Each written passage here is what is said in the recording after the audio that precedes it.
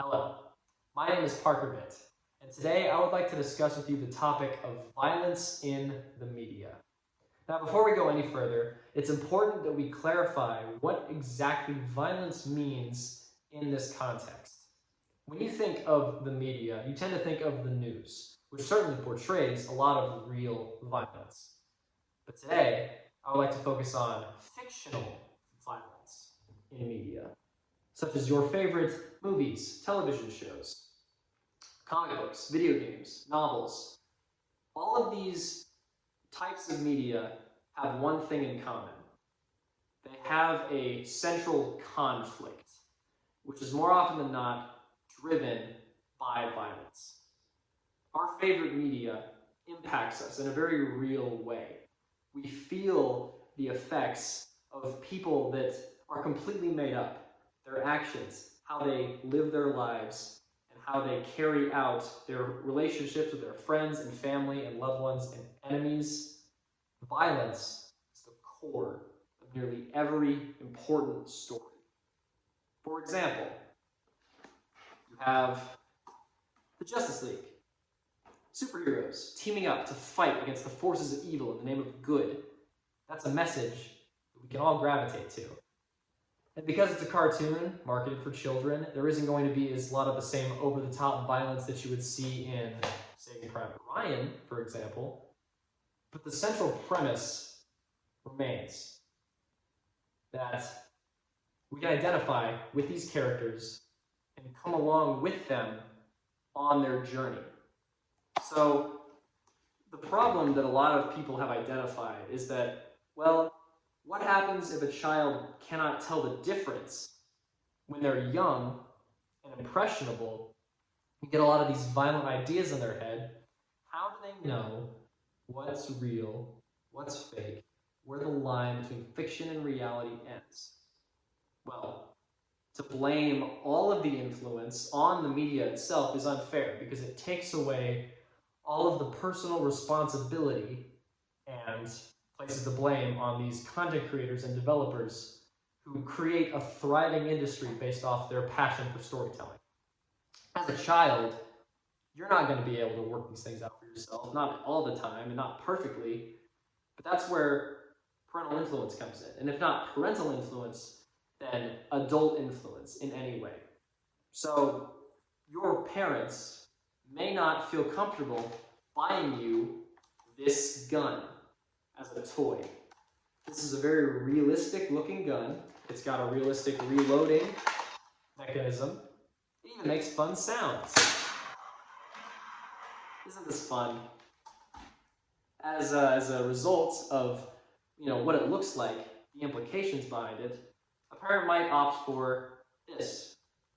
Colorful, fun, harmless. It shoots marshmallows as opposed to the rubber pellets of the other rifle.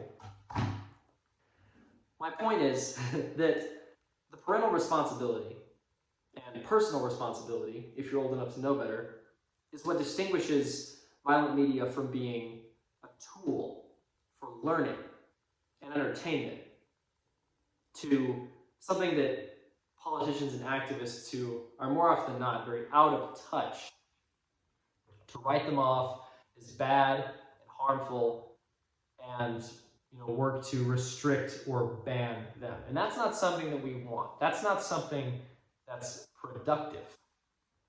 What's productive and pragmatic is working to teach people the difference between fictional and real-life violence. A lot of people completely abhor violence in all of its forms because they want to maintain this artificial facade of being peaceful. And by definition, unless you are capable of understanding violence, then you are not peaceful. You're harmless. There is a difference.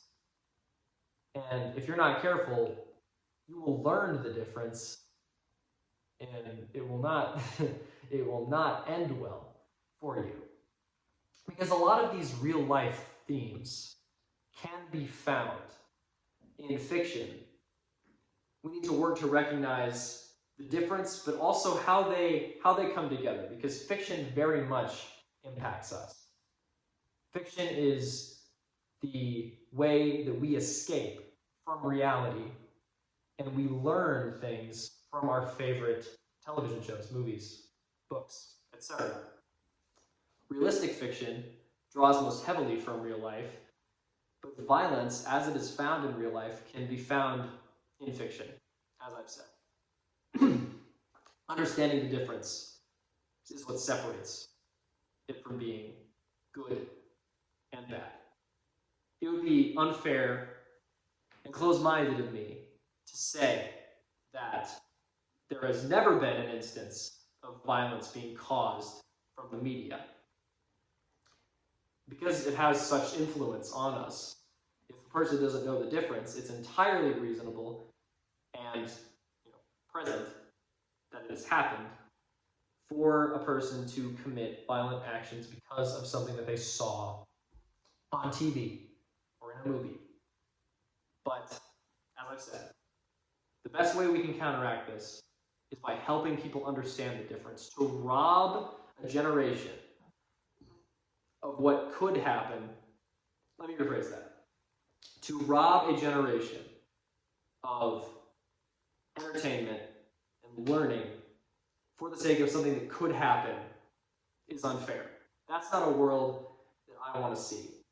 Remember that Instagram influencer who got national television recognition because he came out saying that children shouldn't have to learn about World War II in school because it's too stressful, because it's too real, it's too raw?